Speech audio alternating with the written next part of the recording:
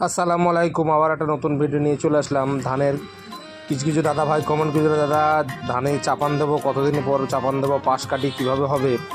তাই বলছি, ধানের প্রথম চাপান হচ্ছে মিনি চাপান। 7 থেকে 10 দিনের মধ্যে আপনাকে 10 থেকে 12 কেজি হারে ইউরিয়া দিতে হবে, হাইস্ট 15 কেজি দিতে পারেন। তারপর মেন চাপানটা হবে 27 থেকে 28 দিনের মধ্যে।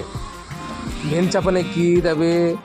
মেন চাপানের সার হবে আপনার, মেন চাপানের সার হবে ইউরিয়া হবে বিঘি প্রতি 20 থেকে 15 কেজি, পটাশ হবে 20 থেকে 15 কেজি, অ্যামোনিয়া হবে 5 থেকে 7 কেজি, অনুখাদ্য হবে 2 কেজি, আর ফাটারা হবে 1.5 কেজি। এটা হচ্ছে মেন চাপান। এক চাপানে আবার ধান প্রায় হয়ে যাবে। যদি মনে করেন যে ধান সেরকম মনে হচ্ছে টাইম আছে 55 দিনের আগে, 55 দিন পার হয়ে গেলে আর চাপান দেওয়া যাবে না। কারণ হচ্ছে তখন অবস্থায় থাকবে, ধান থোড় অবস্থায় থাকবে, সেই মুহূর্তে চাপান দিলেই অসুবিধা হয়ে যায়, চিটে বেশি হয়ে যায়। তাই বলছি খুব সাবধান। আর প্রথম চাপান দেওয়ার আগেই আপনি মাজরা তেল দিয়ে দেবেন।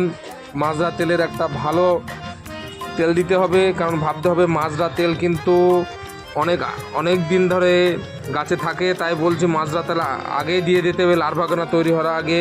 তাই মাজরা তেল দেওয়ার আগে একটু ভেবে চিন্তে দেবেন, কারণ প্রথম মাজরা তেলটা আপনার ধানের ভবিষ্যৎ।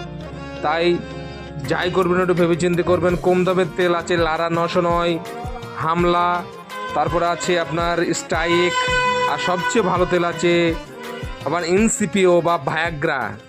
এর 100% কাজ করে, একবার দিলে প্রায় 20 থেকে 25 দিন পর্যন্ত এর চিরস্থায়ী।